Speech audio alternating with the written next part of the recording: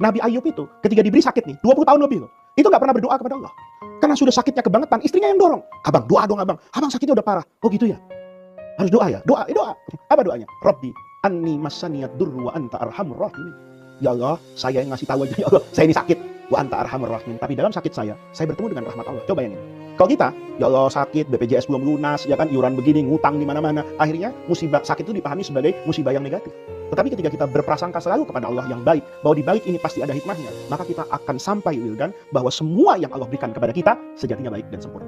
Nah, di balik dua kata musibah atau ujian itu, Gus, sebenarnya ada yang mungkin kita anggap sebagai nikmat, tapi itu adalah ujian. Kita sering dengar kata istidraj. Bisa jadi. Itu istidraj itu apa? Istidraj itu ketika kita semakin jauh dari Allah, tetapi semakin banyak karunia Allah yang sampai kepada kita.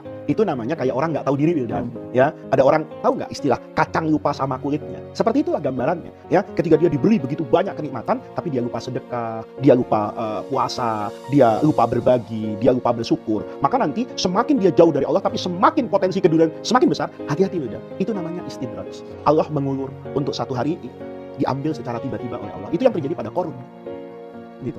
Berarti istidraj itu terus-terusan membuat orang itu terlena. Itu loh. Itu namanya istidraj. Terlena dengan kenikmatan Allah yang tidak berbanding lurus dengan rasa syukur kepada Allah Subhanahu. Kita bisa membedakan antara nikmat atau istidraj itu ya? Bisa dari perilaku kita sendiri. Dan itu nggak bisa orang lain yang menilai, karena orang lain boleh jadi nggak tahu kan. Kalau kita semakin jauh dari Allah, tetapi uangnya semakin banyak, hati-hati.